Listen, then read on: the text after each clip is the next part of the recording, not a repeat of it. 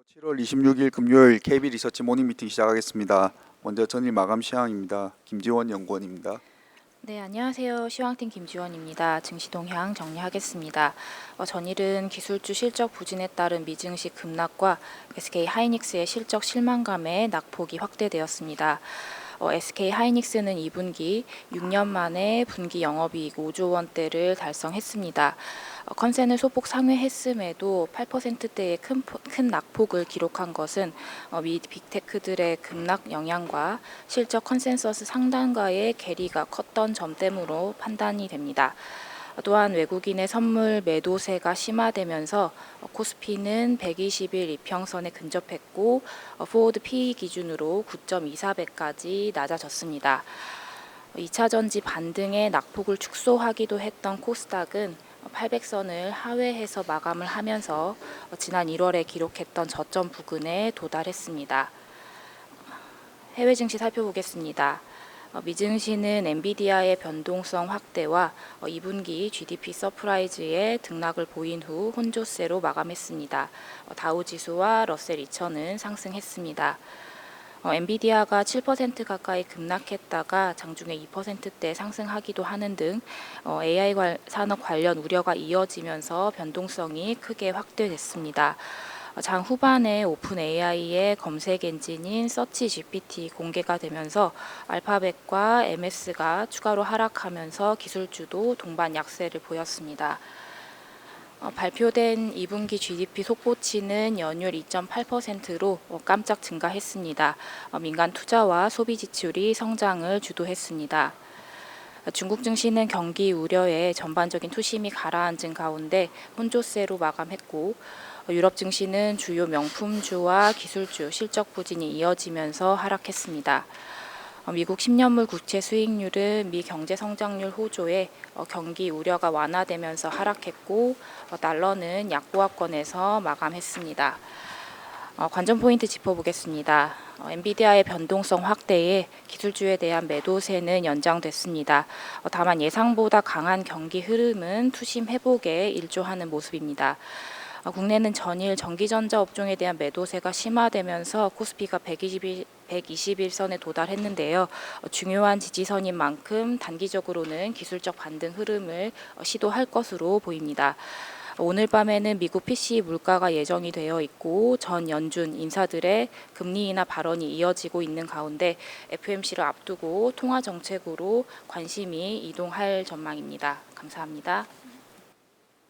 네, 오늘 첫 번째 발표 자료는 자산 배분 자료 코어뷰입니다. 저희가 연초 첫 코어뷰에서 올해 미국 대선이 곧 트럼프 시즌 2에 대비하자라고 말씀을 드리면서 기본적으로는 미국 중심의 경기 국면이 디스인플레이션, 즉 경기는 그렇게 나쁘지 않고 완만히 좀 물가와 함께 이제 둔화되면서 주식 채권 가격 동반 상승을 전망을 했습니다. 하지만 이제 저희 예상보다 빨리 트럼프 당선 가능성이 높아지고 그리고 피격 바이든 사태 그리고 뭐 후보 교체 등 미 대선이 혼동 양상을 보이고 있습니다. 트럼프 트레이드의 기본은 미국 기준으로 주가와 금리 그리고 이제 달러 상승입니다. 그러나 트럼프 1기 때에도 예상외 당선됐을 때와 그리고 트럼프 행정부 초기에 관세와 감세를 부과했던 시기 그리고 이어서 무역 분쟁과 무역 협상 이후에 이제 팬데믹 시기별로 금융시장의 반응은 다 달랐습니다. 또한 당시와 현재는 그때는 미국 경기가 개선이 되는 국면이었지만 지금은 점차 둔화가 예상되는 국면이고 물가 레벨 자체는 그때보다 훨씬 높다라는 부분이 매크로 사이클이 다르고요. 두 번째는 이에 따라서 통화 정책도 당시에는 금리 인상이 시작되는 시기였지만 지금은 인하가 기대되는 등 다릅니다. 또한 당시는 예상외 서프라이즈 당선으로 시장에 영향이 컸지만은 지금 어느 정도 선 반영하고 있는 등 차이가 있다라는 부분이고요. 본문에 정리되어 있으니 참고 부탁드립니다. 당분간 금융시장은 여론조사 결과에 따라서 좀 변동성에 대비가 필요해 보입니다. 자세한 내용은 레포트 참고 부탁드립니다. 네, 오늘 발표 자료가 많아서 요약은 생략하겠습니다. 다음은 전일 발표된 한국 GDP 성장률에 관한 내용입니다. 권희진 연구원입니다. 네, 안녕하세요. 매크로틴 권희진입니다. 한국 2분기 성장률이 전분기 대비로는 역성장을 했습니다. 마이너스 0.2%를 기록을 하면서 시장 예상치도 하회를 했습니다. 직전 분기가 워낙 기저가 좀 세기도 했었습니다만 그거 감안해도 민간에서의 활동성이 생각보다 더 약했던 영향이 컸다라고 해석을 할 수가 있을 것 같습니다. 소비와 투자 둘 다 좀 저조했고요. 수출 호조가 이어졌음에도 불구하고 수입이 더 많이 늘어나면서 순수출 기준으로는 성장률에는 마이너스 영향이 미쳐지는 이런 모습이었습니다. 높았던 기저효과가 사라지면서 아마 하반기 성장률은 지금보다 더 반등할 가능성이 높겠습니다만 회복세 자체는 좀 느리게 나타날 것으로 예상을 합니다. 소비와 고용의 선순환이 아직까지는 좀 나타날 조짐이 약한 모습이고요. 그리고 양호한 수출 실적에도 불구하고 이게 내수로 확산되는 힘 자체가 이전의 수출 확장기에 비해서 좀 더 제한적일 것으로 예상을 합니다. 국내에서 신규 고용 그리고 투자 수요가 좀 느리게 회복이 되면서 저희 연간 성장률 전망 기존에는 2.5%였는데요. 이제 2.4% 수준으로 약간 하향 수정을 합니다. 자세한 내용은 리포트 참고 부탁드립니다. 네, 다음은 주식 시황입니다. 하인한 연구원입니다. 안녕하십니까. KB증권 시황 담당 하인원입니다. 오늘은 갑론을박의 업종 전략 세 번째 시리즈 자료 말씀드리겠습니다. 방산과 우주에 관한 것이고요. 우측 아래에 있는 자료들을 통해서 저희가 연초부터 계속해서 이 우주항공을 컨셉으로 한화그룹을 추천드려 왔습니다. 근데 최근에 이 방산과 우주항공에 대한 질문을 제법 많이 받고 있는데요. 트럼프가 당선될 경우에 수혜주가 맞냐라는 얘기들과 또 아니면 내러티브 관점에서 접근하는 것이 맞는지 모르겠다. 특히 이 수주 산업이다 보니까 실적 추정에 어려움이 있다. 이런 질문들을 많이 받습니다. 하지만 저는 트럼프의 수혜주라고 생각을 하고요. 트럼프가 당선이 된다면은 러시아 우크라이나 전쟁을 종전시키려고 하고 있습니다. 하지만 평화적인 목적에서 전쟁을 끝내는 것이 아니라면은 오히려 유럽이나 중동 같은 국가들은 자체적인 방위비를 더 높여야 할 이슈가 생길 수가 있습니다. 그리고 마침 우리나라는 미국으로 국방 수출하는 것이 아니라 유럽 같은 국가들로 수출을 한다라는 점을 의미 있게 봐주시면 좋을 것 같습니다. 제가 특히 선호하는 것은 한화그룹인데요. 한화그룹은 이제 특히 그 한화 시스템이 미국의 조선소까지 인수를 하면서 이제 육해공 전반을 아우르는 수직 계열화를 해나가고 있습니다. 그래서 이 하나그룹에 대해서 여전히 좀 긍정적으로 생각하고 있는데 하지만 주가가 많이 올랐습니다. 주가가 많이 오른 것에 따른 부담감을 느끼시는 분들은 신규 매수 관점에서는 아무래도 머뭇거릴 수밖에 없습니다. 그런 관점에서 오늘 또 새롭게 말씀드리고 싶은 종목은 주하나입니다. 주하나가 보유한 상장 계열사들의 직접 보유한 상장 계열사들의 지분 가치를 합해보면 주하나의 시가총액과 상당히 유사한 움직임을 보이지만 올해 3월쯤부터는 그 괴리가 확대된 모습입니다. 어느 정도의 갭 메우기가 필요하다라는 관점에서 주하나에 관심을 가져보시면 좋을 것 같습니다. 이상입니다. 네, 다음은 산업 및 기업 분석 순서입니다. 먼저 우리금융지주와 NH투자증권에 관한 자료입니다. 강승건 연구원입니다. 예, 안녕하세요. 우리금융지주의 2분기 실적 리뷰 자료입니다. 목표 주가를 17,500원으로 7.4% 상향 조정하고 투자 의견 역시 바이로 상향합니다. 저희가 이제 투자 의견을 이제 바이로 상향하는 이유는 이번에 이제 밸류업 자율 공시를 통해서 CET1 비율 세분화 구간에 따른 주주 환원율 재고 계획이 이제 명확하게 공시가 되어서 불확실성이 일부 해소되었다라고 판단을 내리고 있습니다. 우리금융지주가 다른 이제 시중은행 금융지주 대비 밸류에이션이 낮습니다. 이제 그 이유는 경쟁사 대비 CET1 비율이 낮고 M&A 추진에 따른 자본 비율 부담이 여전히 존재하기 때문입니다.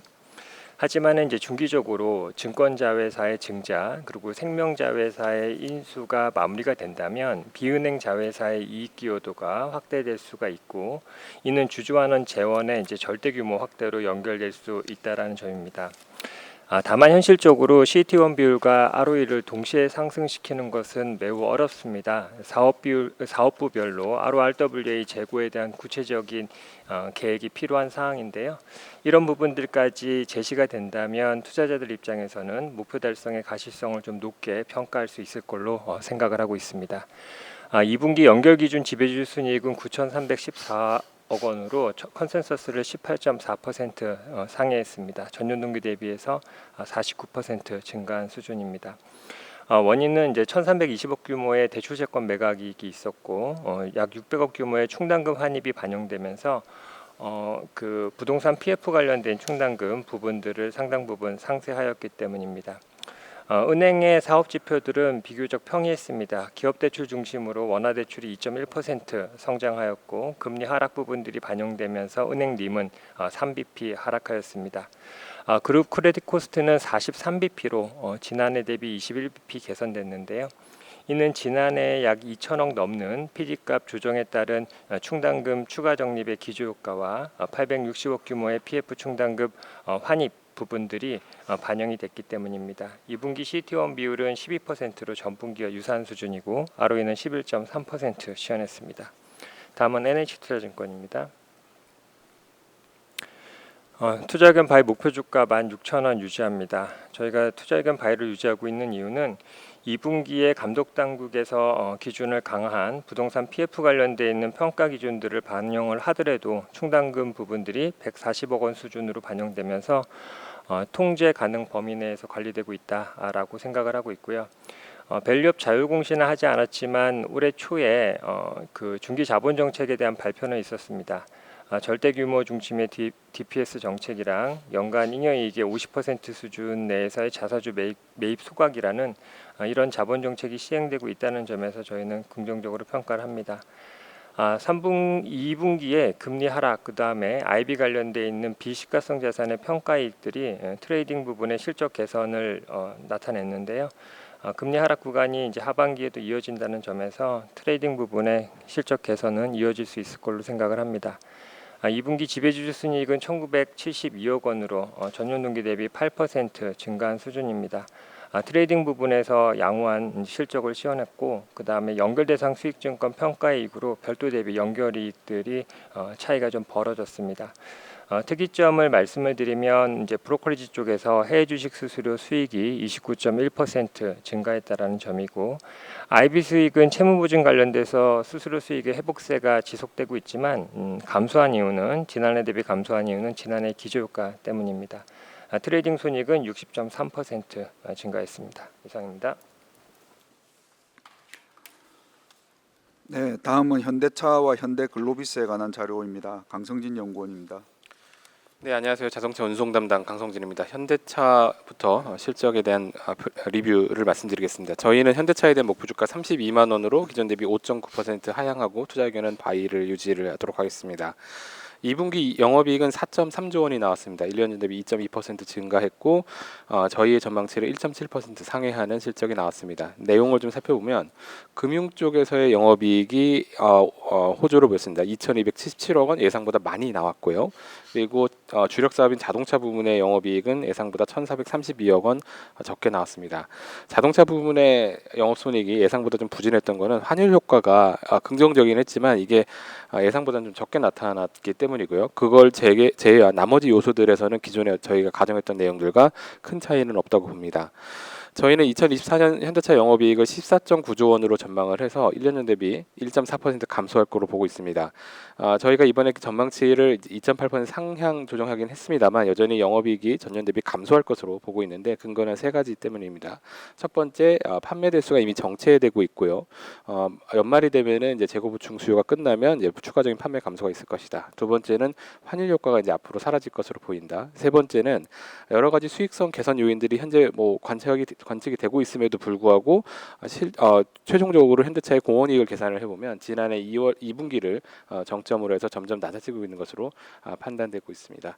다음으로 현대글로비스 말씀드리겠습니다. 저희는 현대글로비스에 대한 목표 주가를 17만 원으로 41.7% 상향하고 투자 의견 바이를 계속 유지를 합니다. 이번에 저희가 밸류에이션 방식을 기존의 DCF 방식에서 DDM 배당 할인 모형 방식으로 바꿨는데요. 이제는 이 회사의 배당에 대한 가치성이 높아졌다라고 판단하기 때문에 배당 할인 모형을 목표 주가 선정에 사용하도록 하겠습니다. 투자 포인트는 세 가지인데요. 첫 번째, 자동차 운반선 사업이 그간의 대호황을 아직 반영을 못하고 있다가 이제부터 본격적으로 글로비스가 이제 실적에 반영할 수 있을 것으로 보고 있고요. 글로벌 물류망의 이제 불안정 자체가 물류 및 유통 사업에서의 수혜가 될 것이다. 세 번째는 회사 측에서 발표한 배당 가이던스의 최소치를 넘어설 충분한 현금 흐름을 가지고 있기 때문에 배당이 그 가이던스 최소치보다 훨씬 높게 나올 가능성이 높다라는 겁니다. 2분기 영업이익은 4,400억 원이 나왔고요. 1년 전에 6.5% 증가했고 저희 전망치 대비 4.6% 많았습니다. 해운업, 그러니까 자동차 운반 사업을 포함한 해운업의 수익성이 비용 증가 요인으로 인해서 약간 저조했지만 다른 사업부 쪽에서의 호조로 예상치를 상회하는 실적이 나왔고요. 이 해운업, 이 자동차 운반선 쪽에서의 비용 증가 부분도 운임 조정이 현재 진행되고 있기 때문에 향후에 이 해운업 사업에서의 이익 전망에 대한 부정적 요인은 없는 것으로 판단을 하고 있습니다. 자세한 내용은 리포트 참조 부탁드리겠습니다. 네, 다음은 LG 에너지 솔루션과 LG 화학에 관한 자료입니다. 전우재 연구원입니다. 네, 안녕하세요. LG 에너지 솔루션과 LG 화학 발표드리겠습니다. LG 에너지 솔루션에 대한 투자 의견 바이 유지하고요. 목표 주가는 43만 원으로 소폭 하향합니다. 2025년 말 경기 회복 그리고 이제 저가 전기차 출시가 이제 예정이 되어 있기 때문에 장기적으로는 수요 회복이 계속 될 거라 일단은 바이를 유지합니다. 목표 주가는 이제 영업이익 추정치 하향을 반영을 했고요. 회사 실적은 지지난주에 잠정 실적을 발표했지만 그 전일 공시와 컨퍼런스 콜을 통해서 올해 경영 계획을 수정을 했습니다. 전반적인 내용은 매출 성장 목표를 이제 한 5% 정도 증가해서 20% 이상 감소로 이제 수정을 했고요. 이에 배경으로는 미국 판매량이 3분의 1 정도가 줄어들 것으로 예상을 하고 있었기 때문입니다. 이에 따라서 이제 보조금 축소도 불가피합니다. 가장 큰 이제 문제점은 이제 유럽과 북미 쪽 전기차 성장률 감소였고요. 저희 같은 경우에는 세계 배터리 산업 수요가 11% 정도밖에 성장하지 않았다라고 좀 보고 있습니다. 주요 경영 성과는 최근에 이제 유럽에서 LFP 파우치형 배터리를 수출했다는 점이 인상적이었고요.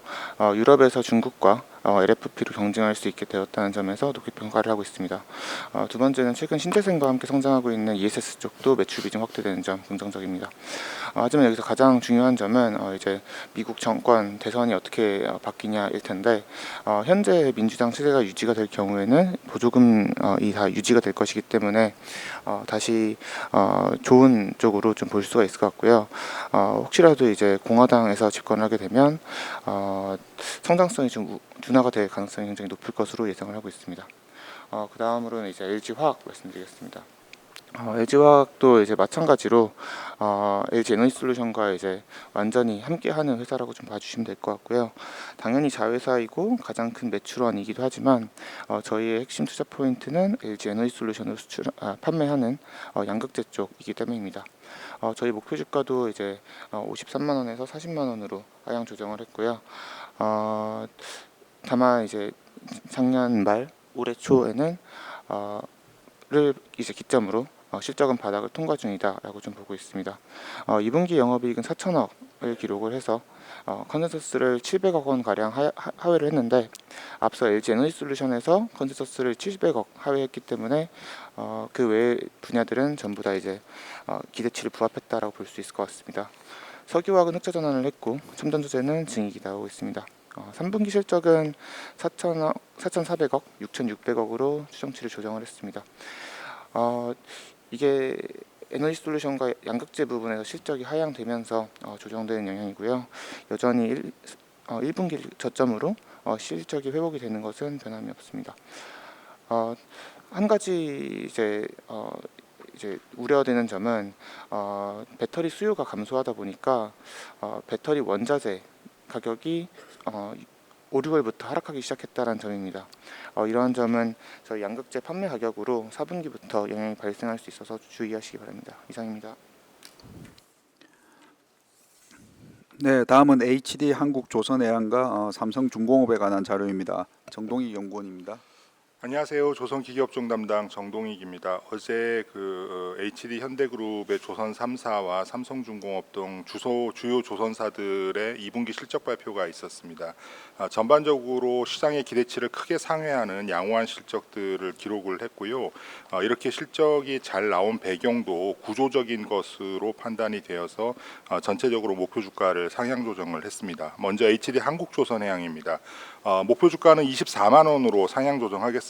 최근 주가가 오르면서 저희들의 기존 목표 주가를 상회하게 되었는데요. 이번 목표 주가 상향 조정으로 30% 정도의 업사이드를 확보하게 됐고요. 투자 의견은 기존의 매수를 유지하겠습니다.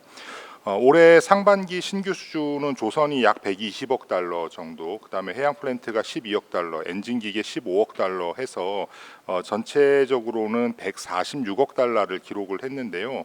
지난해 대비해서는 6% 정도 감소한 수준입니다. 하지만 올해 사업 계획 대비해서는 92.5%를 상반기에 조기 달성한 거고요.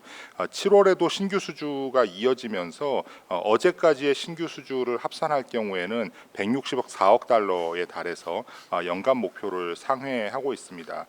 주요 자회사들, 그러니까 HD 현대중공업, HD 현대3호, HD 현대미포 등 주요 자회사들이 신조선가가 상승하고 양호한 환율이 유지되고 있는 상황에서 대량 수주를 확보함에 따라서 올해부터는 중장기적인 실적 개선이 본격화될 것으로 전망이 됩니다.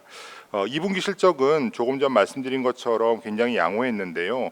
연결 매출액이 6.6조 원, 영업이익은 3,764억 원을 기록을 했습니다. 매출액과 영업이익 모두 컨센서스를 크게 상회해서 어닝 서프라이즈였던 걸로 생각을 하고요. 자회사들의 건조선가 상승과 제품 믹스 개선에 더해서 공정이 안정화되면서 외주 가공비가 크게 감소했고 환율이 상승한 것도 긍정적인 영향을 미친 것으로 판단이 됩니다. 건조성가 상승과 함께 하반기에는 후판 가격의 하락도 예상이 되어서 추가적인 실적 개선에 기여할 것으로 전망이 되고요. 이렇게 되면 분기별로 실적 개선세가 지속될 수 있을 것으로 예상이 됩니다. 다음은 삼성중공업 말씀드리겠습니다. 삼성중공업의 목표 주가를 기존 만원에서 12,000원으로 상향 조정하겠습니다. 다만 목표 주가 상향 조정에도 불구하고 최근 주가가 크게 상승하면서 상승 여력이 제한적이어서 투자 의견은 기존의 홀드를 유지하겠습니다. 올해 상반기 누적 신규 수주는 49억 달러를 기록하고 있습니다. 연간 목표 대비해서 50% 수준이고요. HD 현대그룹에 비해서는 좀 부족하지만 그래도 계획 대비로 보면 진도율은 양호한 편으로 판단이 됩니다. 올해 하반기에는 LNG선과 컨테이너선 또 이게 VLAC 등을 중심으로 해서 다수의 발주 논의가 현재 진행 중이어서 연간 목표 달성에 크게 문제가 없을 것으로 전망을 하고요. 모잠비크에서 발주되는 코랄 FLNG 프로젝트 등 해양 플랜트 계약도 하반기 중에 가능할 것으로 판단하고 있습니다. 2분기 실적은 매출액이 2.5조 원, 영업이익 1,307억 원을 기록을 했습니다. 컨센서스는 영업이익 858억 원 정도였으니까 크게 상회를 한 실적인데요. 일회성이 약 250억 정도가 있었습니다. 이를 감안해도 1,000억이 넘는 영업이익을 달성을 했습니다. 2분기 양호한 실적의 배경은 HD 현대그룹과 큰 차이는 없습니다. 공정 안정화에 따라서 건조 물량이 증가하고 건조 성과가 상승한 상황에서 고정비 감소나 제품 믹스 개선 이런 부분들이 이제 반영된 영향이고요. 이러한 상황은 하반기에도 이어질 것으로 예상이 되기 때문에 하반기에도 추가적인 실적 개선이 예상이 됩니다. 이상입니다. 네, 다음은 삼성 SDS에 관한 자료입니다. 김준섭 연구원입니다.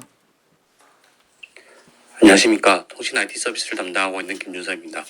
삼성 SDS에 대한 2분기 실적에 대해 코멘트 드리도록 하겠습니다.